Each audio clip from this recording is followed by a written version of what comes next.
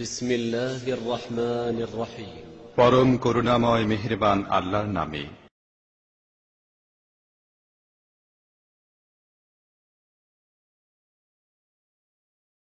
শেখ আব্দুল্লাহ কাকু সাহেবের বিষয় হচ্ছে সুন্নত এবং বেদাত। সুন্নত এবং বেদাত, সুন্নত কি জিনিস, বেদাত কি জিনিস, তারপর এটা উদাহরণ কোরআন এবং হাদিস থেকে সহি হাদিসের ভিত্তিতে আমরা জানবো ইনশাআল্লাহ সুন্নত এবং বেদাত। কারণ সুন্নত জানতে হলে বেদাত জানতে হবে। বেদাত যখন জানতে পারবো তখন সুন্নতটা পরিষ্কার হবে, আর বেদাতকে জানতে পারলে সুন্নতটা পরিষ্কার হবে। কেননা সুন্নত এবং বেদাত দুইটা জিনিস একসঙ্গে থাকতে পারে না।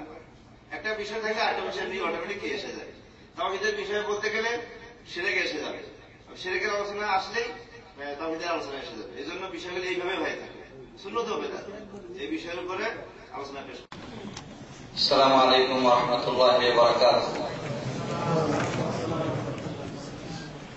ইন্নাল হামদালিল্লাহ নাহমাদুহু ওয়া নাস্তাঈনুহু ওয়া নাউযু বিল্লাহি মিন শুরুরি আনফুসিনা ওয়া মিন সাইয়্যাতি আমালিনা মান ইয়াহদিহিল্লাহু ফালা মুদিল্লা লাহু ওয়া মান ইউদ্লিল ফালা হাদিয়া লাহু ওয়া আশহাদু আন লা ইলাহা ইল্লাল্লাহু ওয়াহদাহু লা শারীকা লাহু وأشهد أن محمدا عبده ورسوله أما بعد فإن خير الحديث كتاب الله وخير الهدي هدي محمد صلى الله عليه وسلم وشر الأمور محدثاتها وكل محدثة بدعة وكل بدعة ضلالة وكل ضلالة في النار ثم أما بعد فأعوذ بالله من الشيطان الرجيم بسم الله الرحمن الرحيم اتبعوا ما أنزل إليكم من ربكم ولا تتبعوا من دونه أولياء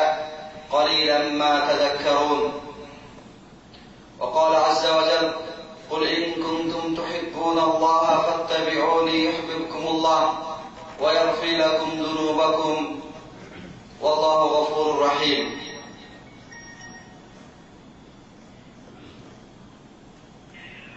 প্রথমে আমরা প্রশংসা আদায় করছি সেই মহান রব্বুল আলামিনের, যিনি আমাদেরকে আজকে একটি অত্যন্ত গুরুত্বপূর্ণ মাহফিলে সমবেত হওয়ার সুযোগ ও তৌফিক দিয়েছেন।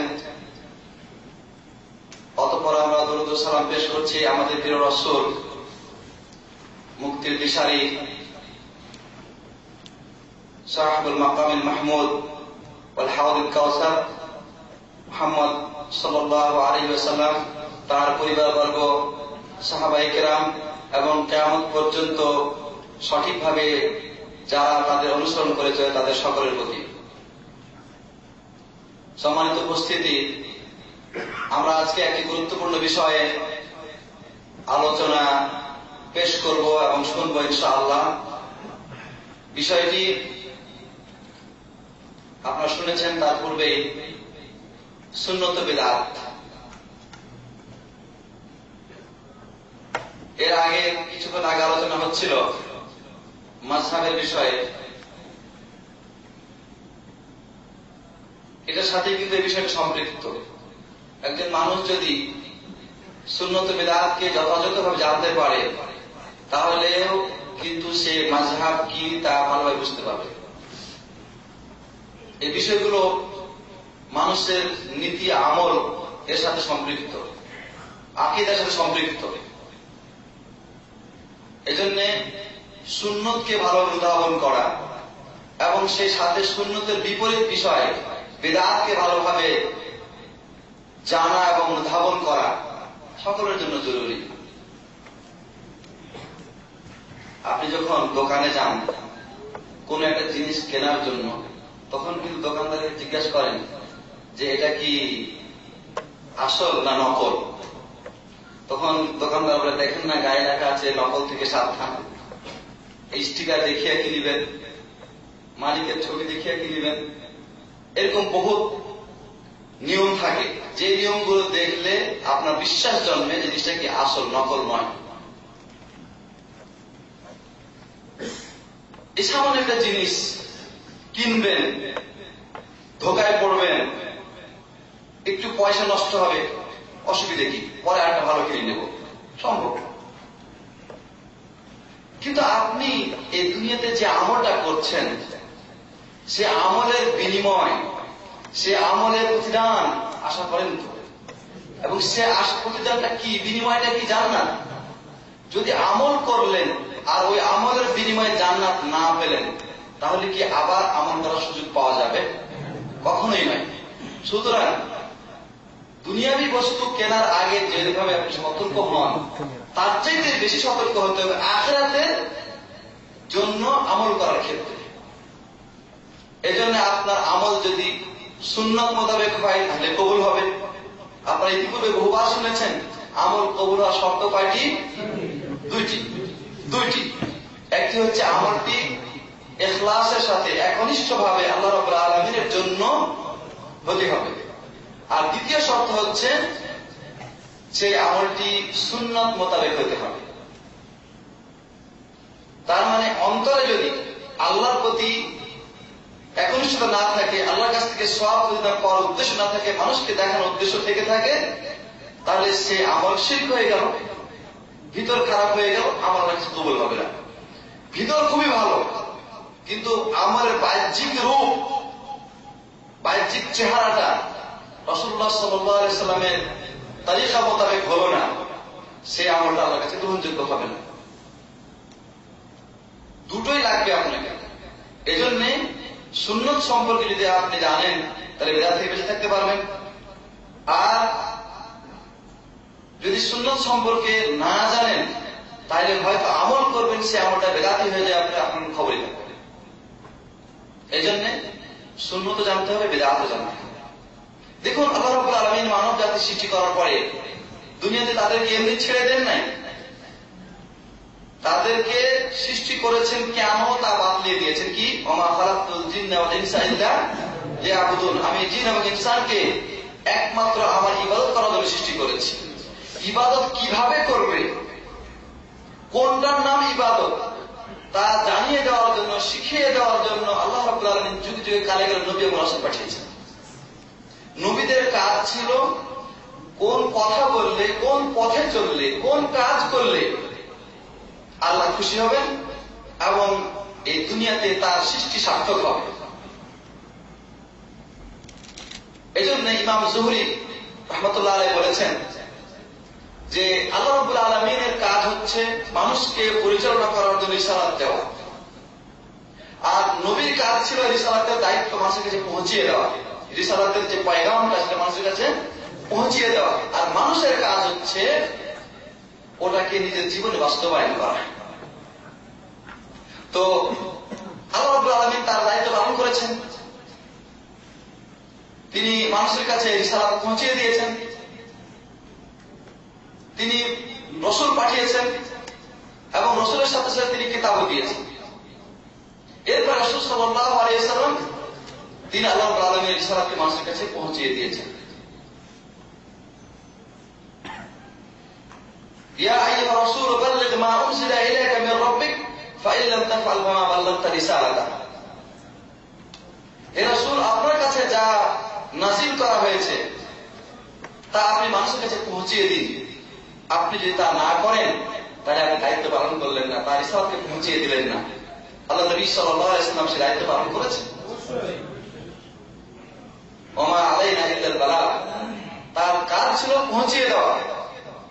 যখন তিনি বিদায় হজে বিদায় নিচ্ছেন উম্মতের কাছ থেকে, উম্মতকে তিনি বলছেন যে আমি তোমাদের জন্য দুটো বস্তু রেখে যাচ্ছি, তারাকতু ফীকুম আমরাইন লাম তাদিল্লু মা তামাসসাকতুম বিহিমা কিতাবুল্লাহি ওয়া সুন্নতি।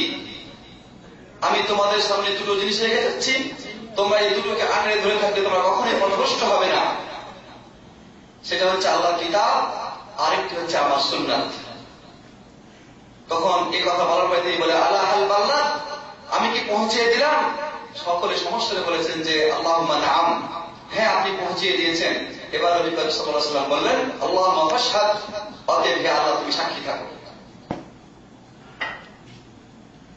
আল্লাহ নবী সাল্লাল্লাহু আলাইহি ওয়াসাল্লাম পৌঁছিয়ে দিয়েছেন, তিনি তার দায়িত্ব পালন করেছেন। এখন আমাদের করণীয় হলো যে আমরা এটা আমল করব, এটাকে আমরা মেনে নেব। কিভাবে মেনে নেব? অতএব আসুন আমরা আমাদের ইসলাম ধর্মের একটা সংক্ষিপ্ত একটা পরিচয় তুলে ধরি। এই এর তিনটা বৈশিষ্ট্য। একটি হচ্ছে এটা কিয়ামত পর্যন্ত অবশিষ্ট থাকবে। 2 নম্বর হচ্ছে যে এই রিসালাত, এই ধর্ম সকলের জন্য প্রযোজ্য। আর 3 নম্বর বৈশিষ্ট্য হচ্ছে এটা হচ্ছে পরিপূর্ণ, কোন নকশ বা ত্রুটি নাই এখানে। এই রিসালাত এবং এই ধর্ম কিয়ামত পর্যন্ত থাকবে। আল্লাহ রাব্বুল আলামিন বলছেন, মা কানা মুহাম্মাদুন আবা আহাদিন মিন রিজালিকুম ওয়ালাকিন রাসূলুল্লাহি ওয়া খাতামান নাবিয়্যিন। মুহাম্মদ তোমাদের কোন পুরুষদের পিতা নন, তিনি আল্লাহর রাসূল এবং তিনি নবীদের সর্বশেষ। লা নবিয়্যা বা'দি, তিনি রাসূল সাল্লাল্লাহু আলাইহি ওয়াসাল্লাম বলেছেন, লা নবিয়্যা বা'দি, আমার পরে আর কোন নবী আসবে না। তাহলে এই রিসালাত কিয়ামত পর্যন্ত চলতে থাকবে। আল্লাহ নবী সাল্লাল্লাহু আলাইহি ওয়াসাল্লাম আর বলেছেন, হাদিসে বলেছেন যে লা তাজালু উম্মতি আলাল হক্কি মানসুরিন আল হক্কি ইলা ইয়াউমিল কিয়ামাতি লা ইয়াদুরুহুম মান খাযালাহুম, যে আমার এই উম্মত কিয়ামত পর্যন্ত হকের উপরে প্রতিষ্ঠিত থাকবে এবং তাদেরকে কেউ কোন লাঞ্ছনা করতে পারবে না, তাদের কোন ক্ষতি করতে পারবে না। এই হাদিস দ্বারা বোঝা যায় যে এই ধর্ম কিয়ামত পর্যন্ত থাকবে। আর এটা সকলের জন্য প্রযোজ্য, জিন এবং ইনসান সকলের জন্য প্রযোজ্য। আল্লাহ রাব্বুল আলামিন বলছেন, ওয়া মা খালাকতুল জিন্না ওয়াল ইনসা ইল্লা লিয়াবুদুন, জিন এবং ইনসানকে আমি ইবাদতের জন্য সৃষ্টি করেছি, আর ওই ইবাদতের তরিকা পদ্ধতি শিখিয়ে দেওয়ার জন্য তিনি মুহাম্মদ সাল্লাল্লাহু আলাইহি ওয়াসাল্লামকে পাঠিয়েছেন। সকলের জন্য প্রযোজ্য। আল্লাহ রাব্বুল আলামিন বলছেন, আল্লাহু ইয়াদউ ইলা দারিস সালাম ওয়া ইয়াহদি মান ইয়াশা ইলা সিরাতিল মুস্তাকিম। আল্লাহ রাব্বুল আলামিন মানুষকে আহ্বান করেন, জিন জাতিকে আহ্বান করেন দারুস সালাম, জান্নাতের পথে। আর এই আহ্বানে সাড়া দেয় কারা? আল্লাহ রাব্বুল আলামিন যাদেরকে চান। আল্লাহ বলছেন, ওয়া ইয়াহদি মান ইয়াশা ইলা সিরাতিল মুস্তাকিম, তিনি যাকে চান তাকে তিনি সিরাতুল মুস্তাকিমের পথ দেখান। সিরাতুল মুস্তাকিমের পথ সবাই পায় না। একটি হাদিসে আছে, সহিহ তারগীব ওয়া তারহিবে হাদিসে বর্ণিত হয়েছে, আল্লাহ নবী সাল্লাল্লাহু আলাইহি ওয়াসাল্লাম বলছেন যে আল্লাহ রাব্বুল আলামিন যাকে ভালোবাসেন তাকে ধন সম্পদ দেন, দুনিয়া দান করেন, যাকে ভালোবাসেন না তাকেও দুনিয়া দান করেন। কিন্তু ইসলামের হেদায়েত যাকে একমাত্র তিনি ভালোবাসেন তাকে দিয়ে থাকেন। সুতরাং হেদায়েতের মালিক একমাত্র আল্লাহ তাআলা, তিনি ছাড়া কাউ হেদায়েতের মালিক না। এমনকি আল্লাহ নবী সাল্লাল্লাহু আলাইহি ওয়াসাল্লাম হেদায়েতের মালিক ছিলেন না। আল্লাহ তাআলা তাকে বলেছে, ইন্নাকা লা তাহদি মান আহবাব ওয়ালাকিন্নাল্লাহ ইয়াহদি মান ইয়াশা, আপনি যাকে ভালোবাসেন, মহব্বত করেন, তাকে হেদায়েত করতে পারেন না। আল্লাহ যাকে ইচ্ছা তাকে তিনি হেদায়েত করবেন। উম্মত দুই ভাগে বিভক্ত, উম্মতুদ দাওয়া, উম্মত ইস্তিজাবা। যাদের ইসলামের পথে আহ্বান করা হয়েছে তারা কাফেররাও এর মধ্যে শামিল, আর এদের মধ্যে থেকে যারা ইসলাম গ্রহণ করেছে আমরা তারা আছি, আমাদের উম্মত ইস্তিজাবা বলা হয়। আল্লাহ রাব্বুল আলামিন আমাদের কল্যাণ চেয়েছেন বলে আমাদের ইসলামের পথে তিনি প্রতিষ্ঠিত করেছেন, আলহামদুলিল্লাহ। অতএব এই ধর্ম সকলের জন্য প্রযোজ্য, কিয়ামত পর্যন্ত থাকবে। ইয়া আইয়ুহা রাসূল কুল ইয়া আইয়ুহা রাসূল ইন্নী রাসূলুল্লাহি ইলাইকুম কুল ইয়া আইয়ুহান নাস ইন্নী রাসূলুল্লাহি ইলাইকুম জামিআ কুল ইয়া আইয়ুহান নাস ইন্নী রাসূলুল্লাহি ইলাইকুম জামিআ। আপনি বলে দিন, হে লোক সকল, আমি তোমাদের সকলের জন্য রাসূল রূপে প্রেরিত হয়েছি। নাস বলতে যা বোঝায় কিয়ামত পর্যন্ত সমস্ত মানুষ এখানে শামিল। এই ধর্ম পরিপূর্ণ। 3 নম্বর বৈশিষ্ট্য হচ্ছে ধর্ম পরিপূর্ণ। আল-ইয়াওমা আকমালতু লাকুম দীনাকুম ওয়া আতমামতু আলাইকুম নি'মাতি ওয়া রাদিতু লাকুমুল ইসলাম দীনা। আল্লাহ রাব্বুল আলামিন বলেন, তোমাদের দ্বীনকে আমি পরিপূর্ণ করে দিলাম, আমার নিয়ামত পূর্ণাঙ্গরূপে তোমাদের দান করলাম, আর ইসলাম ইসলামকে তোমাদের জন্য মনোনীত ধর্ম হিসেবে আমি ঘোষণা করে দিলাম, সন্তুষ্ট হয়ে গেলাম। সুতরাং এই ধর্ম পরিপূর্ণ, এতে কোনো ত্রুটি নাই। আল্লাহ নবী সাল্লাল্লাহু আলাইহি ওয়াসাল্লাম বলছেন যে আমার সম্পর্কে কোন ইহুদি অথবা কোন খ্রিস্টান যদি শোনে অথবা সে আমার প্রতি ঈমান না আনে, তাহলে সে যদি ওই অবস্থায় মৃত্যুবরণ করে তাহলে সে জাহান্নামে প্রবেশ করবে। সুতরাং এটা পরিপূর্ণ ধর্ম এবং এটা সকলের জন্য এবং এটা কিয়ামত পর্যন্ত অবশ্যই থাকবে। সম্মানিত বন্ধুগণ, আল্লাহ নবী সাল্লাল্লাহু আলাইহি ওয়াসাল্লাম বলছেন, তারাকতুকুম আলাল মুহাজ্জাতিল বাইদা লাইলুহা কানাহারিহা লা ইয়াজিবু আনহা ইল্লা হালিক। আমি তোমাদেরকে সুস্পষ্ট দিনের উপর রেখে যাচ্ছি, যেটা এর মধ্যে কোনো রাগ নাই, কোনো গোপনীয়তা নাই। এটা দিন এবং রাত এক সময়। তার মানে রাত হলে অন্ধকার হয়, কিছু জিনিস দেখা যায় না, অন্ধকারে কিছু দেখা যায় না। ইসলামের মধ্যে দেখা যায় না এমন কিছু নাই। যারা বলে ইসলামের মধ্যে জাহির এবং বাতিন আছে, এই হাদিস তাদের ওই কথাকে প্রত্যাখ্যান করেছে, ওই তারিখে প্রত্যাখ্যান করছে। ইসলামের মধ্যে জাহির বাতিন বলে কোনো কথা নেই, ইসলাম সবই জাহির। এমনকি আল্লাহ নবী সাল্লাল্লাহু আলাইহি সাল্লামের বাতিনি বিষয়গুলো জাহির। রাসূল সাল্লাল্লাহু আলাইহি সাল্লামের স্ত্রীর সাথে কি আচরণ করেছেন, তিনি ঘরের ভিতরে কি আচরণ করেছেন, সবই কি জাহির। তাহলে বাতিন কোথায়? মানুষের অন্তরে যে আমলগুলি রয়েছে এগুলি যদি আপনি বাতিনি আমল করেন, তাহলে এই বাতিনি আমলগুলো কিভাবে করতে হবে তার পরিপূর্ণ পদ্ধতি আল্লাহ নবী সাল্লাল্লাহু আলাইহি ওয়াসাল্লাম বলে দিয়ে গেছেন। সুতরাং সবকিছু জাহের।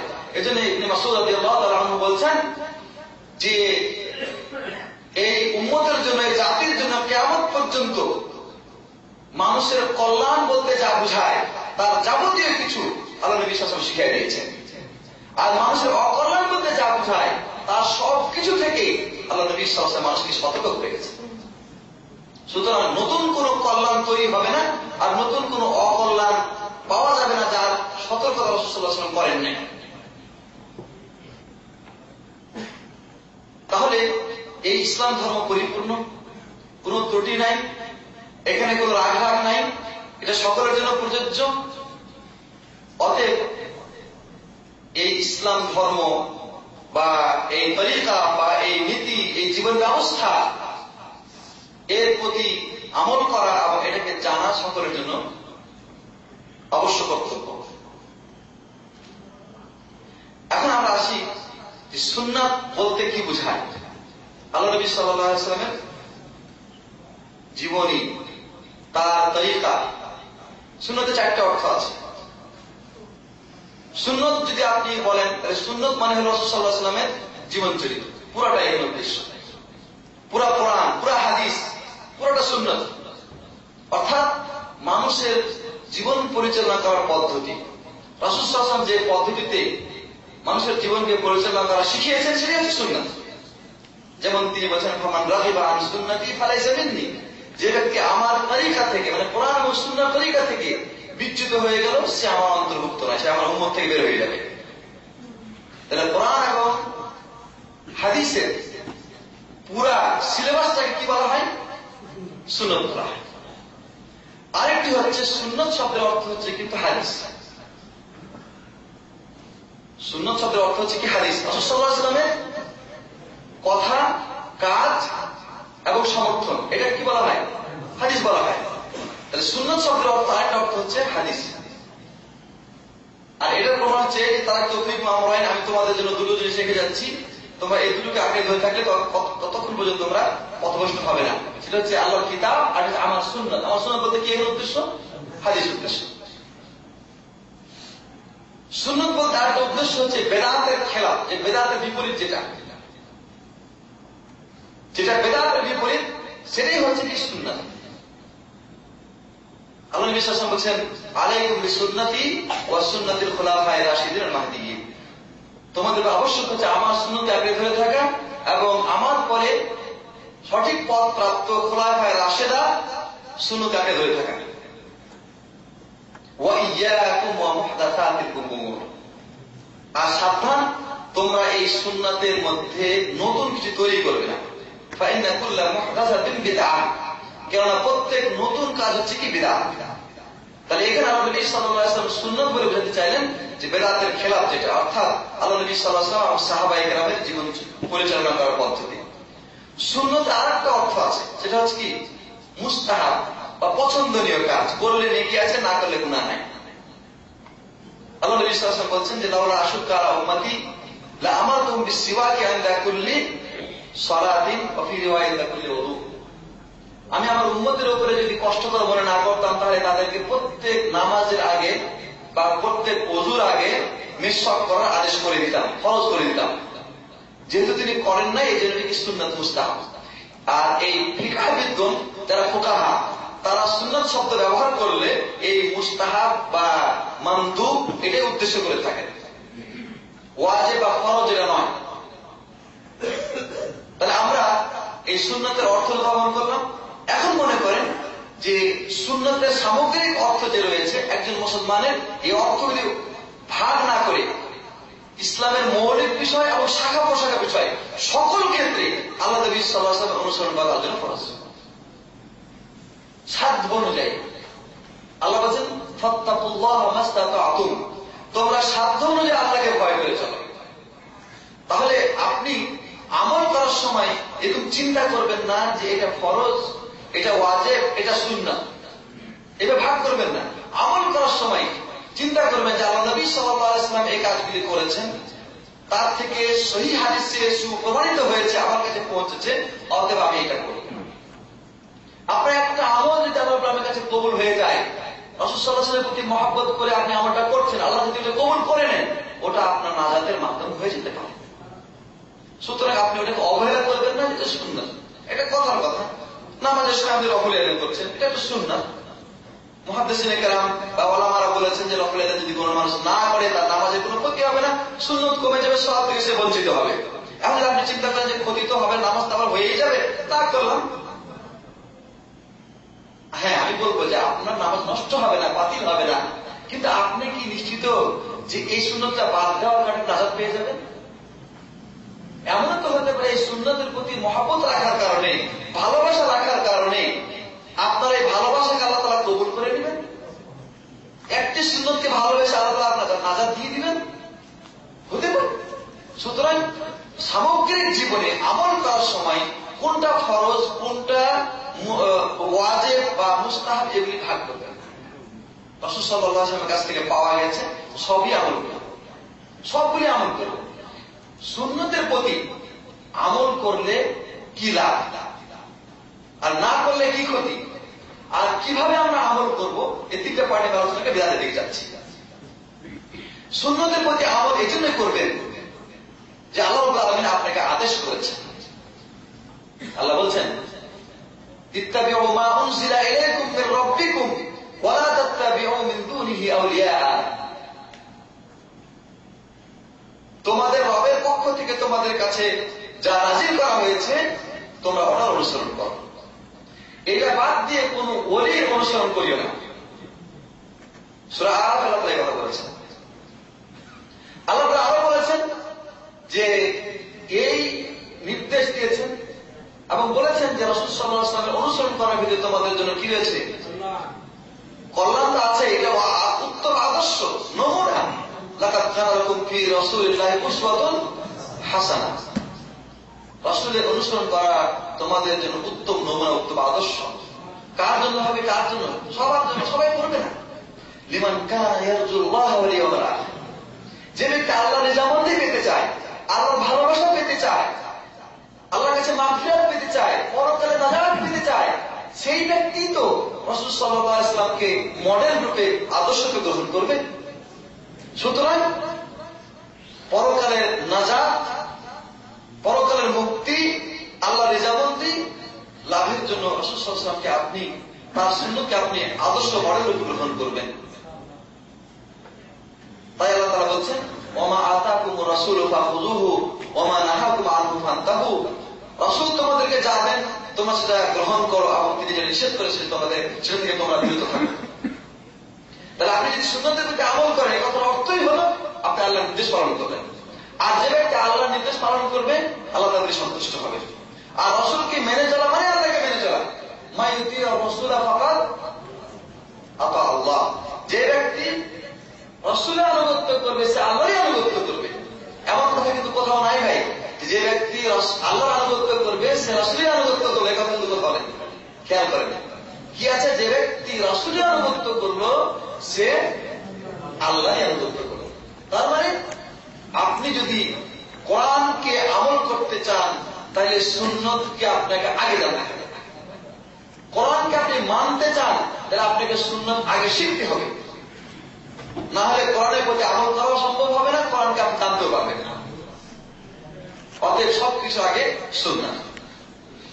যদি আপনি রাসূল সাল্লাল্লাহু আলাইহি ওয়াসাল্লামকে মেনে চলেন, তার সুন্নাতের প্রতি আমল করেন, তাহলে আপনি দুনিয়াতে আল্লাহর রহমত লাভ করবেন।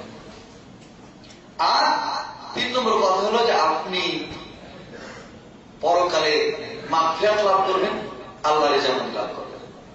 আল্লাহ কি বলেছেন যে কুল ইন কুনতুম তুহিব্বুনাল্লাহ ফাত্তাবিউনি ইউহিব্বুকুমুল্লাহ।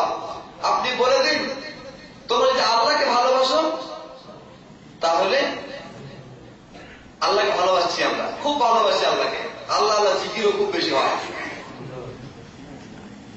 কিন্তু আল্লাহ রাব্বুল আলামিনকে ভালোবাসার প্রমাণ কি? প্রমাণ হচ্ছে এই ফাত্তাবিউনি, তোমরা আমার অনুসরণ করো, মানে কার? রাসূল সাল্লাল্লাহু আলাইহি ওয়াসাল্লাম অনুসরণ করো। তাহলে কি হবে? রাসূলের অনুসরণ করলে ইউহিব্বুকুমুল্লাহ, আল্লাহ তোমাকে ভালোবাসে। দেখুন আপনি কাকে ভালোবাসছেন এটা আপনার বিষয়, এটা বড় কথা নয়। কে আপনাকে ভালোবাসছে এটা বড় কথা। আপনি কার ভালোবাসা পেয়েছেন আপনি এটা দেখেন আগে, এটা সবচেয়ে বড় কথা। আপনি যদি কারো ভালোবাসা পান তাই সত্যি আপনি মাকবুল মানুষ, গ্রহণযোগ্য মানুষ। আর আপনি বলেন যে আমি মুখকে ভালোবাসি, মুখকে ভালোবাসি, ভালোবাসতে এটা আপনার ব্যাপার। কিন্তু আপনি যখন ভালোবাসা লাভ করবেন তাহলে বুঝা যাবে নিশ্চয় আপনার মধ্যে কোন গুণ আছে, বৈশিষ্ট্য আছে। আপনি ভালোবাসার পাত্র বলে ভালোবাসছে আপনাকে লোকেরা। তাহলে আল্লাহ রাব্বুল আলামিনকে আপনি ভালোবাসেন এর বড় কথা নয়, বড় কথা হলো আল্লাহ আপনাকে ভালোবাসছে কিনা। তাহলে আল্লাহ রাব্বুল আলামিনের ভালোবাসা পেতে হলে কি করতে হবে? রাসূল সাল্লাল্লাহু আলাইহি ওয়াসাল্লামের অনুসরণ করতে হবে।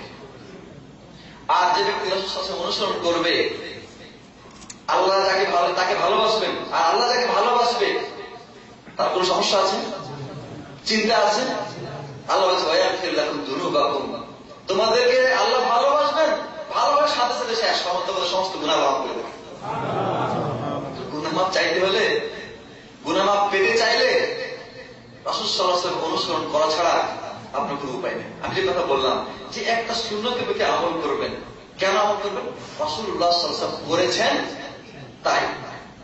কাবা ঘরে তওয়াফ করছেন, হজরে আসওয়াদকে চুমু দিচ্ছেন, রুকনে ইয়ামানিকে হাত দিয়ে ছুঁয়ে দিচ্ছেন, কেন করছেন? এটা তাহলে পাথরের ঘর, পাথর দিয়ে তৈরি। হিন্দুরা পাথরের দিয়ে তৈরি মূর্তি বানায় সেটা পূজা করে। পার্থক্য কি? পার্থক্য হচ্ছে এই যে আপনার আল্লাহ আপনাকে এই ঘর তওয়াফ করতে বলেছেন, আর আপনার রাসূল সাল্লাল্লাহু আলাইহি ওয়াসাল্লাম ঘরে এই এই জায়গা হাত দিয়ে স্পর্শ করেছেন, আপনি তাদের কারণে কাজটা করছেন। আর ওদের কাজটা নিজের ইচ্ছা মতো মন গড়া কাজ, কিন্তু প্রায় একই। কিন্তু ফারাক হচ্ছে কি, ও কার কথা মেনে করছে আর আপনি কার কথা মেনে করছেন। এজন্য পাথরের ঘর, পাথর স্পর্শ করা, চুম্বন করা, সম্মান করা, শ্রদ্ধা করা কোনটাই জায়েজ নাই, শুধু ওটাই জায়েজ যেটা রাসূলুল্লাহ সাল্লাল্লাহু আলাইহি ওয়াসাল্লাম অনুমতি দিয়েছেন বা করে গেছেন। তার মূলনীতি ওমর বিন খাত্তাব রাদিয়াল্লাহু আনহু শিখিয়ে দিয়েছেন যে আমি জানি তুমি একটা পাথর, তোমার মধ্যে ভালো মন্দ করার কোনো ক্ষমতা নাই, আমার রাসূল সাল্লাল্লাহু আলাইহি ওয়াসাল্লাম তোমাকে চুম্বন না করলে আমি তোমাকে চুম্বন করতাম না। সহজ কথা এটা বুঝতে পারতেছে এই হাদিসের পরিপ্রেক্ষিতে যে কাবা ঘরে গিলাপ করে যারা কান্নাকাটি করে, কাবা ঘরের দেওয়ালের মধ্যে হাত ঢুকাই দিয়ে যারা দোয়া করে এবং সেখানে কান্নাকাটি করে, এগুলি সুন্নাত বর্জিত কাজ। তাহলে আমরা বুঝতে পারলাম যে আল্লাহ রাব্বুল আলামিনের ভালোবাসা পেতে চাইলে এবং মাগফিরাত পেতে চাইলে সুন্নাতের অনুসরণ করতে হবে। আর যারা আল্লাহ ভালোবাসা পাবে এবং যারা আল্লাহর কাছ থেকে মাগফিরাত লাভ করবে তারা কি বিভ্রান্ত হবে ভাই? পথভ্রষ্ট হবে তারা? কখনোই না।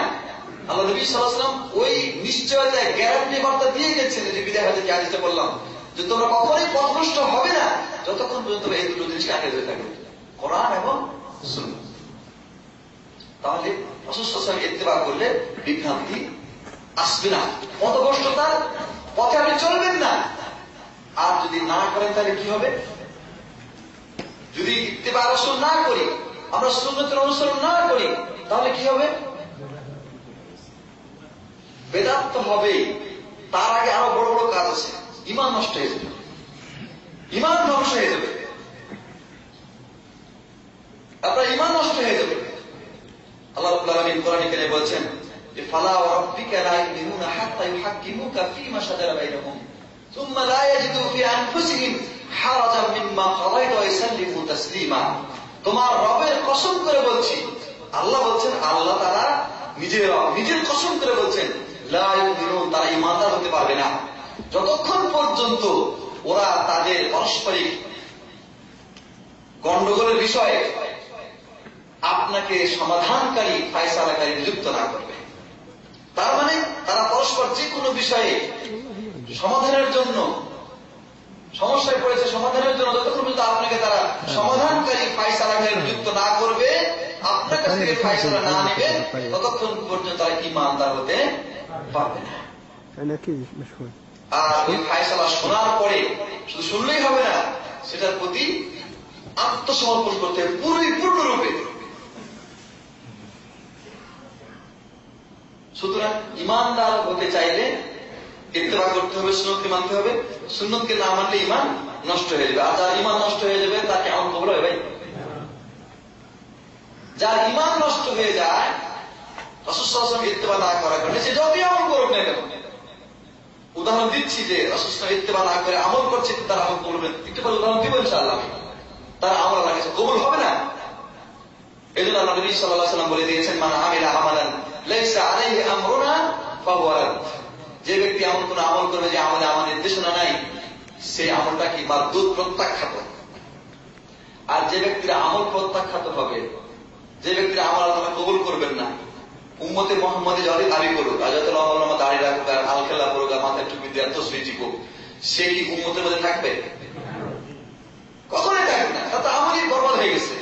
কেন? তার আমল রাসূল সাল্লাল্লাহু আলাইহি ওয়াসাল্লামের সুন্নাত মোতাবেক হয়নি। এই জন্য আমার নবী সাল্লাল্লাহু আলাইহি ওয়াসাল্লাম কি বলেছেন যে মান রাগিবা আন সুন্নতি ফালাইসা মিন্নি, আমার সুন্নাত থেকে যে বিচ্যুত হলো, মুখ ফিরিয়ে নিল, সে আমার উম্মত থেকে বের হয়ে গেল। আর যে উম্মত থেকে বের হয়ে যাবে সে কি দুনিয়াতে শান্তিতে থাকবে? আল্লাহ রাব্বুল আলামিন এই সম্পর্কে বলে দিয়েছেন, ফালিয়াহদারিল্লাযিনা ইউখালিফুনা আন আমরিহি আন তুসিবাহুম ফিতনাতুন আও ইউসিবাহুম আযাবুন আলীম। সাবধান হয়ে যাও, যারা নবী সাল্লাল্লাহু আলাইহি ওয়াসাল্লাম নবীজির নির্দেশের খেলাফ চলো, তোমরা সাবধান হয়ে যাও। আন তুসিবাহুম ফিতনা, যে তারা ফিতনায় পড়ে যাবে, আও ইউসিবাহুম আযাবুন আলীম, অথবা তারা কঠিন যন্ত্রণার শাস্তির সম্মুখীন হবে। তো রাসূল সাল্লাল্লাহু আলাইহি ওয়াসাল্লামের নির্দেশের খেলাফ, নির্দেশ মানে কি? তার তরিকা, তার পথমত, তার সুন্নাত, তিনি যেভাবে চলতে পেরেছে সবই তার নির্দেশ। এগুলো যে ব্যক্তি চলবে সে নাজাত পাবে। আর যদি না চলে কি হবে? আন তুসিবাহুম ফিতনা, ফিতনায় পড়ে যাবে। কিন্তু ফিতনা কুফরের মধ্যে ঢুকে পড়বে, শিরকের মধ্যে ঢুকে পড়বে, বিদআতের মধ্যে ঢুকে পড়বে, মুনাফিকের মধ্যে ঢুকে পড়বে, এ ধরনের অনেক বড় বড় অন্যায়ের মধ্যে সে ঢুকে পড়বে। এটা ফিতনা, বড় ফিতনা। ঈমানের ফিতনা বড় ফিতনা। দুনিয়াতে ফিতনা যেগুলি আছে, অর্থাৎ ফাসাদ, অর্থাৎ বিপর্যয়, আসমানি গজব, জমিনের গজব, ঝড় তুফান, এগুলি তো রয়েছে। কিন্তু একজন মানুষ এই সমস্ত ফিতনার চাইতে, গজবের চাইতে বড় ফিতনা হবে তার ঈমানি ফিতনা। তার যদি ঈমান নষ্ট হয়ে যায়, সে মুশরিক হয়ে যায়, তার আমল নষ্ট হয়েছে, তার আমল যদি বিদআতি আমল হয়ে যায়, তাহলে ওই আমলের কোনো দাম আছে? ওই ঈমানের কোনো দাম আছে? ওই লোকের কোনো দাম আছে? এই জন্য আল্লাহ বলছেন আতুসিবাহুম ফিতনা, তারা ফিতনায় পড়ে যাবে। আও ইউসিবাহুম আযাবুন আলীম, এই শুধু অন্তরের ফিতনা, ঈমানি ফিতনা নয়, বরং শারীরিক গজব আযাবও আসতে পারে। আও ইউসিবাহুম আযাবুন আলীম, যন্ত্রণাদায়ক শাস্তি তাদেরকে পাকড়াও করবে। এই যন্ত্রণাদায়ক শাস্তি দুনিয়াতেও হতে পারে, আখিরাতেও হতে পারে। দুনিয়াতে নানা রকমের গজব আযাবের মাধ্যমে হয়, আর আখিরাতে শাস্তি জাহান্নাম রয়েছে। অতএব যারা সুন্নতের খেলাফ চলে তাদের জন্য এ ধরনের ধ্বংস অপেক্ষা করছে। আর যারা এই ধ্বংস হয়ে যাবে তারা কখনোই জান্নাতে প্রবেশ করবে না। কুল্লু উম্মাতি ইয়াদখুলুল জান্নাহ ইল্লা মান আবা। আমার উম্মতের সবাই জান্নাতে প্রবেশ করবে, খুশির কথা। ইল্লা মান আবা, কিন্তু যে জান্নাতে যেতে চায় না সে জান্নাতে যেতে পারবে না। সাহাবায়ে কেরাম আশ্চর্য প্রশ্ন করে, ইয়া রাসূলুল্লাহ ওমান ইয়া আবা, জান্নাতে যেতে চায় না হতভাগ্য এরকম কেউ আছে নাকি? তিনি বললেন আছে। মান আতাআনি দাখালাল জান্নাহ ওয়া মান আসানি ফাকাদ আবা। যে ব্যক্তি তার ইবাদতে, তার কর্মে আমলে আমার আনুগত্য করলো, আমার নাফরমানি থেকে বেঁচে থাকলো, আমার সুন্নাত মোতাবেক হাদিস মোতাবেক চললো, সে জান্নাতে গেল। আর যে ব্যক্তি এর বিপরীত চললো সেই জান্নাতে যেতে অস্বীকার করবে। আমল করছে কিন্তু সুন্নত মানতে রাজি না, হাদিস মানতে রাজি না, কিন্তু আমল করবে। হাদিস পেশ করবেন, সে হাদিস মানতে সে রাজি নয়, আমল ছাড়তে ওকে রাজি না। তার ওই আমল তাই কোথায় নিয়ে যাবে? জাহান্নামে নিয়ে যাবে। সুতরাং সুন্নাতের অনুসরণ না করলে, সুন্নাত না মেনে চললে কত ভয়ানক পরিণতি আপনারা বুঝতে পারলেন। ঈমান চলে যাবে, ঈমান চলে গেলে আমল কবুল হবে না, আমল কবুল না হলে উম্মত থেকে বহিষ্কার হয়ে যেতে হবে। আর যারা উম্মত থেকে বহিষ্কার হয়ে যাবে তাদের উপরে নানা রকমের ফিতনা এবং আযাব নেমে আসবে। আর এই ধরনের আযাব এবং গজবপ্রাপ্ত লোকেদের জান্নাত নাই। সম্মানিত বন্ধুগণ, এবার আসুন আমরা এই সুন্নতের প্রতি আমল কিভাবে করব। সুন্নতের প্রতি আমরা আমল করার ক্ষেত্রে আমাদের দুটো জিনিস জানতে হবে। সুন্নতের প্রতি আমল, করণীয় আমল, বর্জনীয় আমল। করণীয় আমল কি? করণীয় আমল হচ্ছে আল্লাহর নবী সাল্লাল্লাহু আলাইহি ওয়াসাল্লাম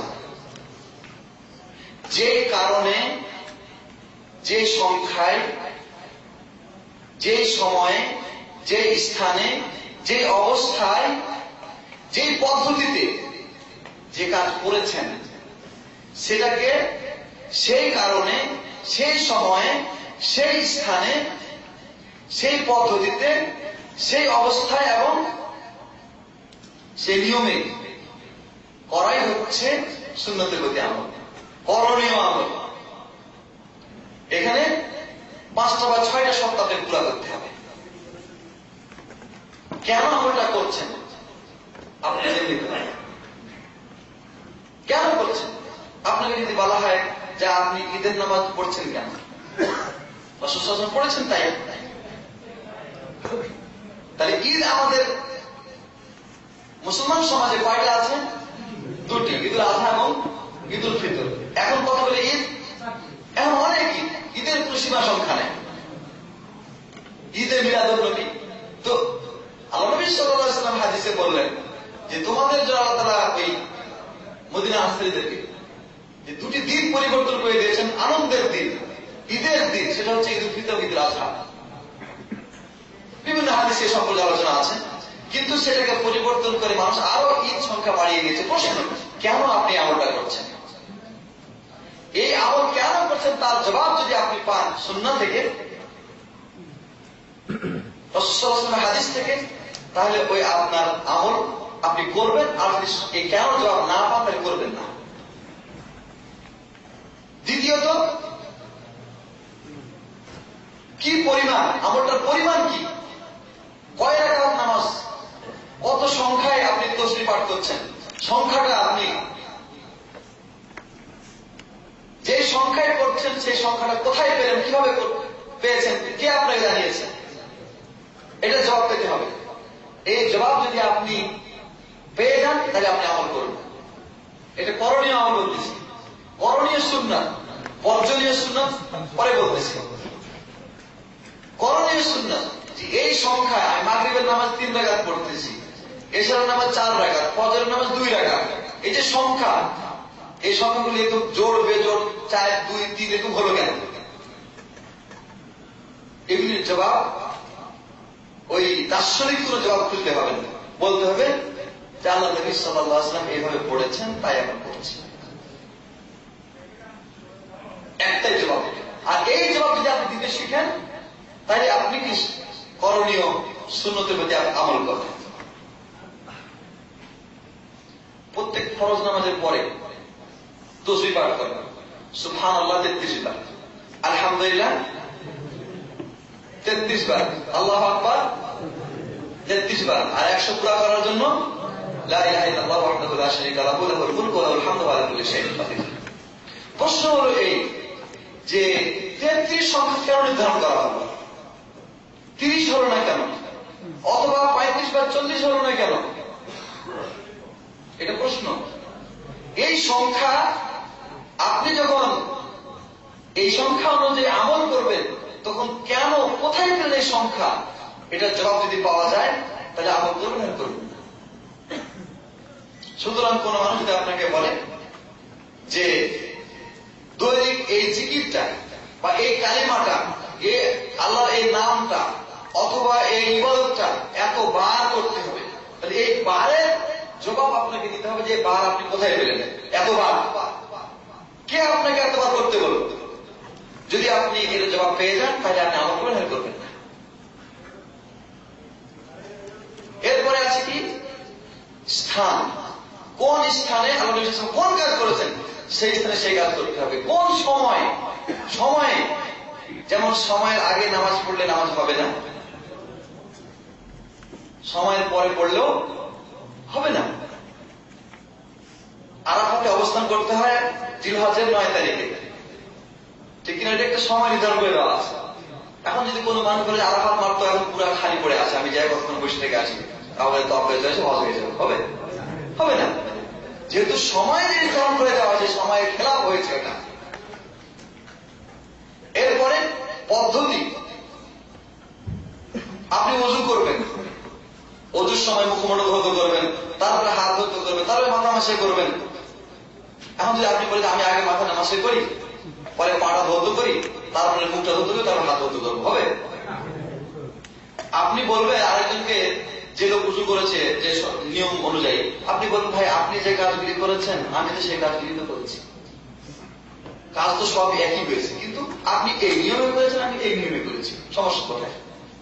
কাজ তো পুরোটাই হয়েছে, কাজ কি হয় নাই? জান্নাতে আমিও যাবো আপনিও যাবেন, আপনি এ রাস্তা থেকে গেছেন আমি রাস্তা থেকে গেছি, আপনার এই তরিকা আমার এই তরিকা, কিন্তু আমাদের টার্গেট তো হয়েছে জান্নাতে যাওয়া, কাজ তো হয়েছে। হবে ওযু, হবে সালাত, হবে? তাহলে পদ্ধতি যে আপনাকে রাসূল সাল্লাল্লাহু আলাইহি ওয়াসাল্লাম থেকে নিতে হবে, এটা করণীয় সুন্নাত। আর বর্জনীয় সুন্নাত হচ্ছে যে আল্লাহ নবী সাল্লাল্লাহু আলাইহি ওয়াসাল্লাম যেখানে যে কাজ করেন নাই সেটা না করা, না করে তার সুন্নতের প্রতি আমল। যে কোনো কাজ শুরু করার আগে কি বলতে হয়? আমরা যে কোনো কাজ বিসমিল্লাহ, নামাজ শুরু করার আগে বিসমিল্লাহ বলবেন না? আযান দেওয়ার আগে বিসমিল্লাহ বলবেন না? আযান কত সুন্দর কাজ, নামাজ কত সুন্দর কাজ, বিসমিল্লাহ বলতে হবে না? বলে আজকে সমাজে কিছু লোকেরা বিসমিল্লাহ বলে, বিসমিল্লাহির রহমানির রহিম, আল্লাহু আকবার। হ্যাঁ, তো এই জায়গাতে বিসমিল্লাহ বলাটা হলো কি বর্জনীয় সুন্নত। এই সুন্নত বিসমিল্লাহ বলা, এই সুন্নতটাকে বর্জন করতে হবে। বিসমিল্লাহ নামক এই কথাটা এখানে পাঠ করা চলবে না।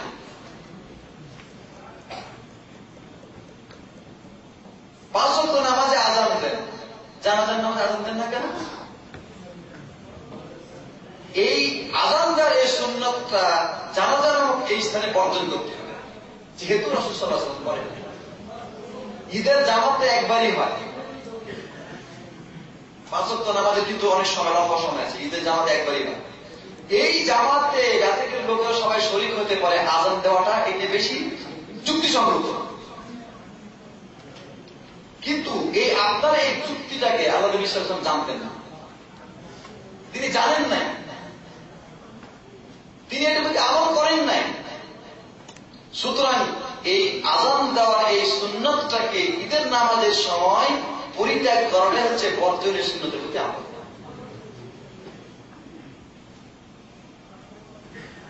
সুন্নাহ মোতাবেক আমল।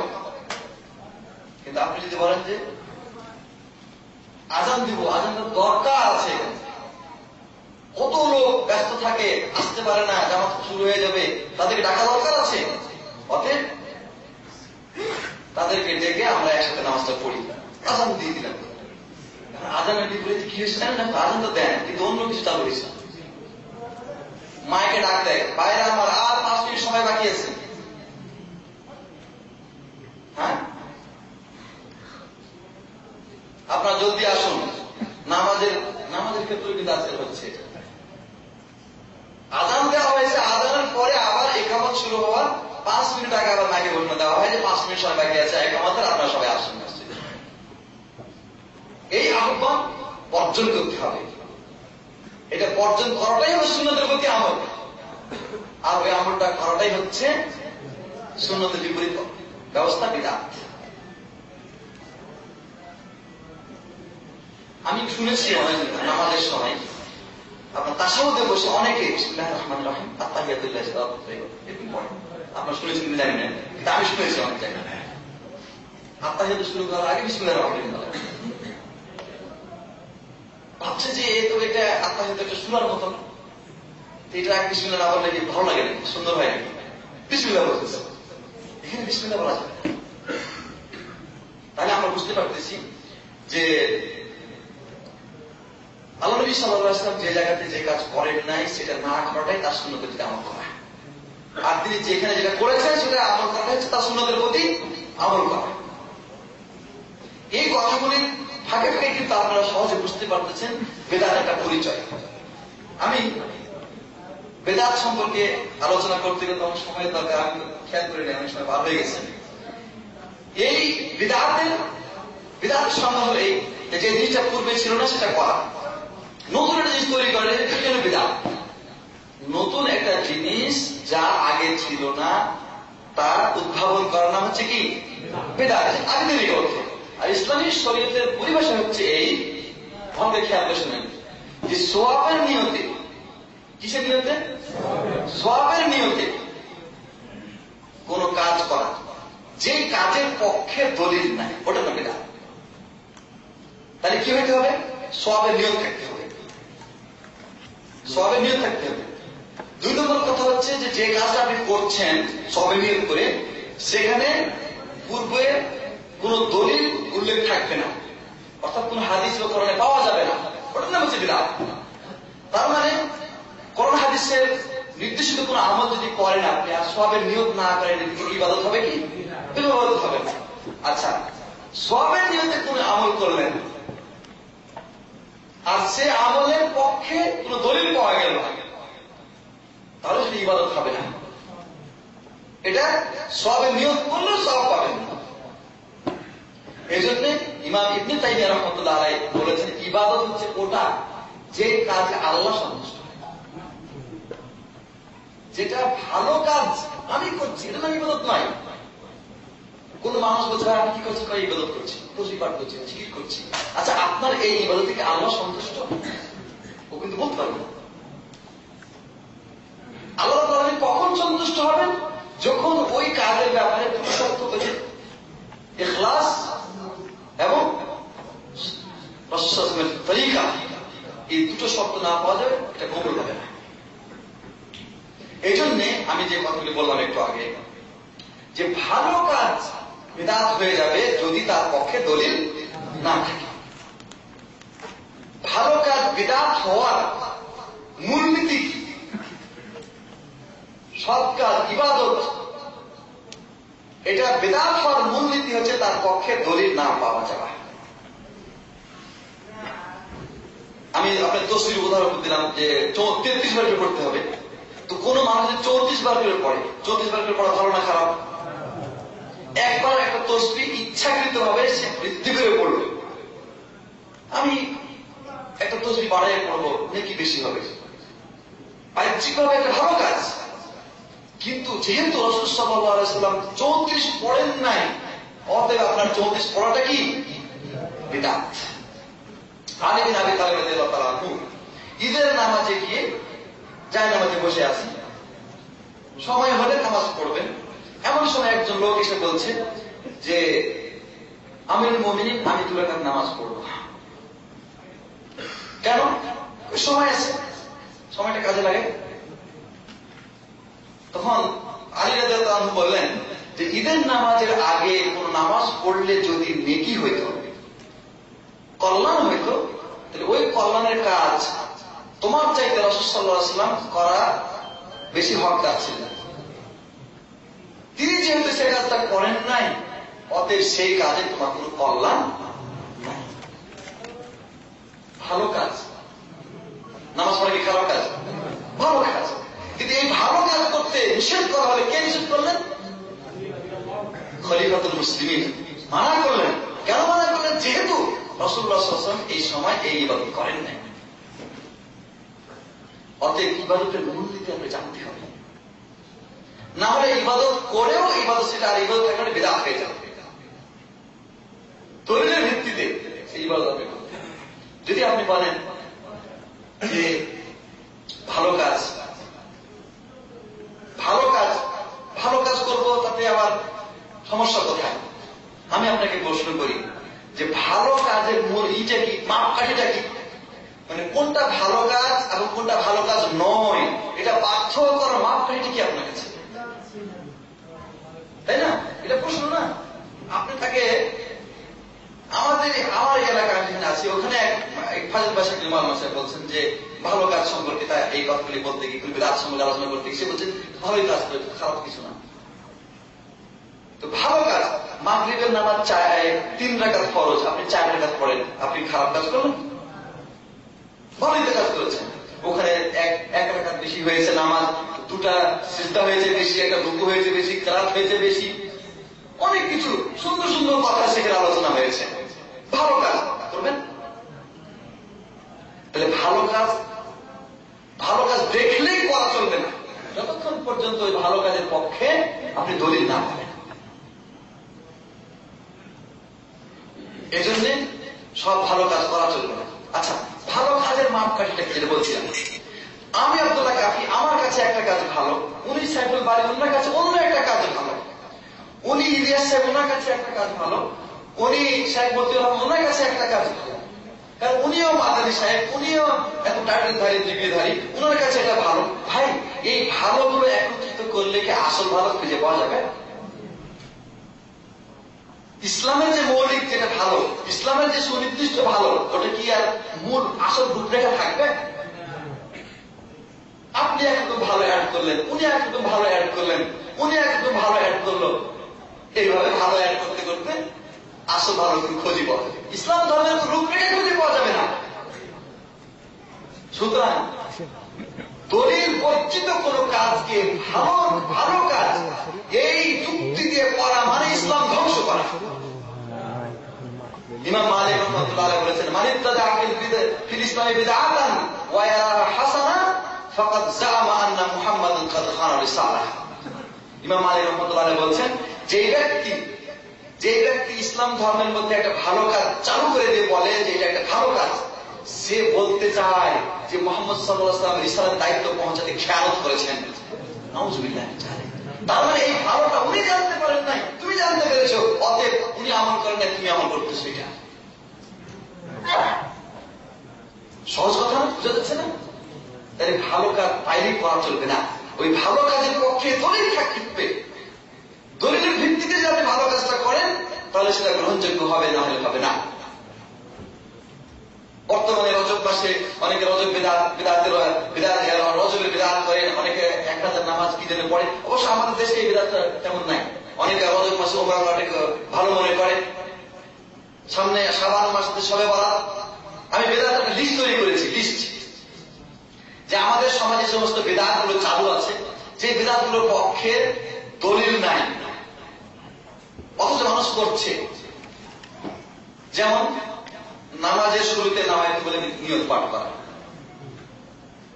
ওযু করার সময় অঙ্গ প্রত্যঙ্গ ধোয়ার সময় আলাদা আলাদা দোয়া পাঠ করা, হাত ধোয়ার সময় দোয়া পাঠ, আপনার মুখ দেওয়ার সময় দোয়া বলে, মাথা মাসে দেওয়ার সময় দোয়া বলে, এগুলো কিন্তু বাজারে বই পাওয়া যায়। এগুলো বিদআত। শবে বরাত উদযাপন, আজকে শবে বরাতের সময় শবে বরাত উপলক্ষে যে হালুয়া রুটির বিতরণ হয়, এখানে আপনার কবর জিয়ারত হয়, এরপরে এক রাতে নামাজ আদায় করলে আপনার 1 বছর গুনাহ মাফ হয়ে যাবে, আর এই রাতে ইবাদতবন্দি করতে পারলে সারা বছর সে সুখে শান্তি থাকবে, আজকে ভালো খেতে পারলে সারা বছর ভালো খাবে, গোসল করলে তার প্রতিটা ফোঁটার সাথে তার গুনাহ মাফ হয়ে যাবে, পানির ফোঁটার সাথে। এই যে সমস্ত কথা সমাজ সম্পর্কে যে ইবাদতগুলি আমাদের সমাজে প্রচলিত রয়েছে, সবগুলো হচ্ছে দলিল বর্জিত বিদআত। এরপরে মৃত ব্যক্তির উপকারের জন্য কোরআন খতম পড়া, মোল্লা কারীদের থেকে, ভাড়াটিয়াদের থেকে। নিজে তো কোনো দোয়া তো জানবে না, দোয়া শিখবে না, দোয়া করবেও না। ভাড়াটিয়া মোল্লা ডেকে কোরআন পড়িয়ে বক্সে দিয়ে বাবাকে জানাতে দিয়ে দিল, আত্মতৃপ্তিতে উঠবে। অথচ সে জানলো না যে তার এই কাজটা পণ্ড শ্রম হলো, অর্থ ব্যয় হলো, আর বরং বিপরীতে গুনাহ হয়ে গেল। ভাইরা, গুনাহ কয় প্রকার বলেন? পাপ কয় প্রকার? কে বলবেন? পাপ কয় প্রকার? পাপ 4 প্রকার। পাপ হচ্ছে 4 প্রকার। সবচেয়ে বড় পাপের নাম কি? শিরক। সবচেয়ে বড় পাপ। তারপরে স্তরের দ্বিতীয় দিক থেকে দ্বিতীয় স্থানে কোন পাপটি? না, শিরক ছোট বড় উভয়টা 1 নম্বরে। দ্বিতীয় পর্যায়ে আছে কি? ভাই বলছে বেদাত, আপনি বলছেন কবিরা গুনাহ। হ্যাঁ, আমরা কোনটা নেব? মাথা ভিতরে অবাধ্য হওয়া কবিরা গুনাহ। ভাই বলছে বিদআত। হ্যাঁ, যারা বিদআত বলছেন আমি কিন্তু তার পক্ষে। যে দ্বিতীয় পর্যায়ে যে গুনাহগুলো, সেটা হচ্ছে বিদআত। আর 3 নম্বর পর্যায়ে যে গুনাহ, সেটা হচ্ছে কবিরা গুনাহ। আমি দলিল দিচ্ছি আপনাদেরকে। আর 4র্থ পর্যায়ে হচ্ছে কি? সাগীরা। তাহলে গুনাহ হচ্ছে 4 প্রকার: শিরক, তারপরে বিদআত, তারপরে কবিরা, তারপরে হচ্ছে সাগীরা। ভাইরা, বিদআত কবিরার চাইতে বড়। তার মানে ব্যভিচার করা, সুদ খাওয়া, ঘুষ খাওয়া, মানুষ খুন করা, তার চাইতে অপরাধ বড় হচ্ছে বিদআত করা। কেন? বিদআত করা মানে ইসলাম ধ্বংস করা। বিদআত করা মানে রাসূল সাল্লাল্লাহু আলাইহি ওয়াসাল্লাম খেয়ানত করেছেন, তাকে এই অপবাদ দেওয়া। ইমাম মালিক যে কথাটা বলেছেন একটু আগে বললাম। তাহলে কাবিরের মধ্যে বড় থেকে বিদআত করা মানে ইসলাম ধর্মের রূপ চেঞ্জ করে দেওয়া, ইসলাম ধর্মের যে প্রকৃত চেহারা ছিল সেটাকে বিকৃত করে দেওয়া।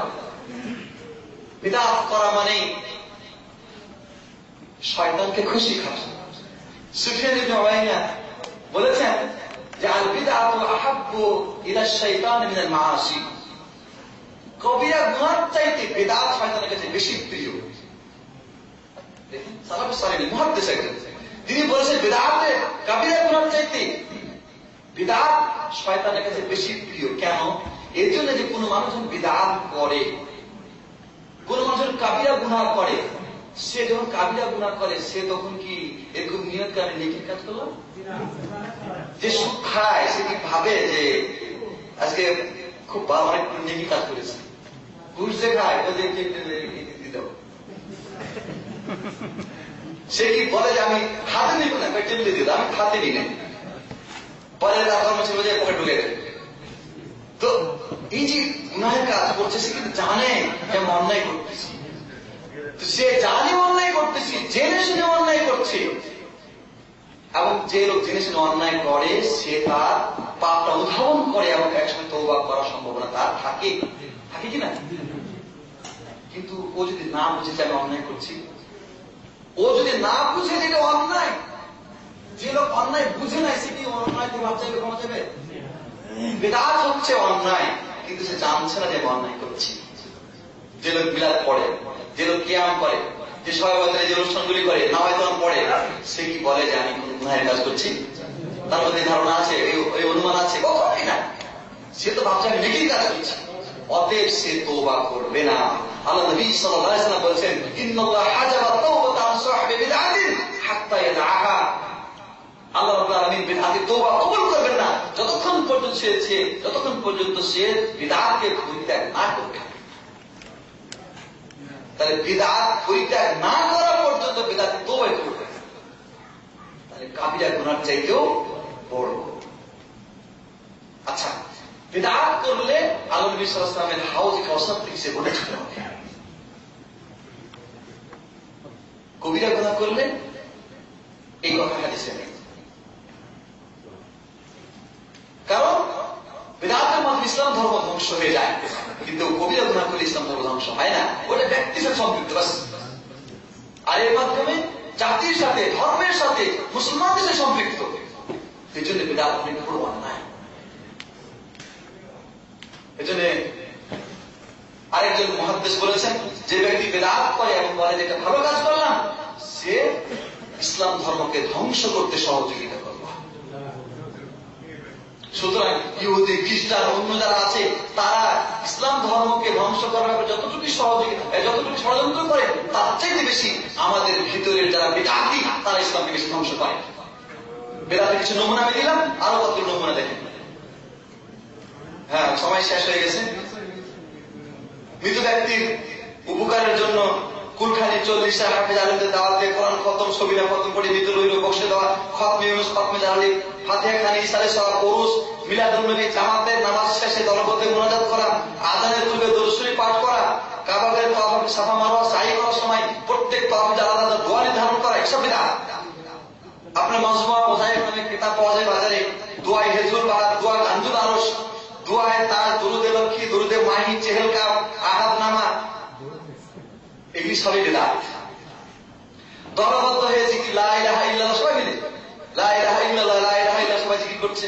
লা ইলাহা কিন্তু উত্তম কালিমা, সব যে কোনো সময় পাঠ করতে পারে, কিন্তু যখন আপনি দলবদ্ধ হয়ে জামাতবদ্ধ হয়ে পাঠ করবেন তখন এটা কি হয়ে যাবে? বিদআত হয়ে যাবে। আল্লাহ আল্লাহ জিকির, শুধু আল্লাহ আল্লাহ জিকির বা ইল্লাল্লাহ জিকির, এগুলি সব বিদআত। জিকিরে চলি, জিকিরে কফি, জিকিরে পড়বি, হ্যাঁ, এগুলি সবই হচ্ছে বিদআত আমল। অথচ এই আমলগুলো আমাদের সমাজ ইসলামের নাম দিয়েই চলছে, ঠিক কিনা? অতএব সম্মানিত বন্ধুগণ, বিদআত অনেক বড় ভয়ানক জিনিস, এটা থেকে বেঁচে থাকা আপনার জন্য জরুরি। এখানে একটা কথা বলি, অনেকে আবার ভুল করে, বলছে যে আপনি যে বিদআত বলছেন তো মাইক রাসূলের যুগে ছিল না, এটা বিদআত না? আমি বলবো আবিধানিক অর্থে এটা বিদআত আগে ছিল না, কিন্তু ইসলামী শরীয়তের পরিভাষায় এটা বিদআত নয়। আমি আপনাকে প্রশ্ন করি, বিদআতের সঙ্গে আমরা বলেছি যে সওয়াবের নিয়তে কোন ইবাদত করা, ঠিক কিনা? আচ্ছা, আপনারা কি মাইক ব্যবহার করে সওয়াবের নিয়ত করেন? ঘড়ি ব্যবহার করে সওয়াবের নিয়ত করেন? যে লোকের হাতে ঘড়ি আছে সে প্রতিদিন 10 টাকা নেকি পায়, আর যার হাতে ঘড়ি থাকে না সে নেকিতে বঞ্চিত। কথা বলে কেউ? এখান থেকে আপনি যদি বলার যান তো ট্যাক্সিতে চড়ে গেলে নেকি বেশি, যেহেতু পয়সা বেশি খরচ হয়েছে, আর যদি ওই রিয়ালে বসে যায় তো তার নেকি কম হবে। কেউ বলেন? এটা দুনিয়াবী বিষয়। আল্লাহ রাব্বুল এই বিষয়টি তৈরি করেছেন, আর তিনি তৈরি করবেন। ওই আপনি তোমার তিনি আবার কিছু তৈরি করবেন যে তোমরা জানো না। সেই যুগে লোকেরা জানতো না যে আমার কি তৈরি করবে। আল্লাহ বলে দিয়েছে যে আমি এমন কিছু তৈরি করবো যেটা তোমরা জানো না। আল্লাহ রাব্বুল এই জিনিসগুলো মানুষকে দিয়েছেন ব্যবহারের জন্য। সুতরাং এগুলি বিদআত নয়। তাহলে বোঝা গেল সওয়াবের নিয়তে নেক আমল করা, ইবাদত করা। যদি সওয়াবের নিয়ত না থাকে তাহলে সেটা কি হবে না? ইবাদত হবে না, বিদআতের অন্তর্ভুক্ত না। সওয়াবের নিয়তে কোন আমল করবেন, ওই আমলের পক্ষে দলিল পাওয়া যাবে না, ওটা না বিদআত।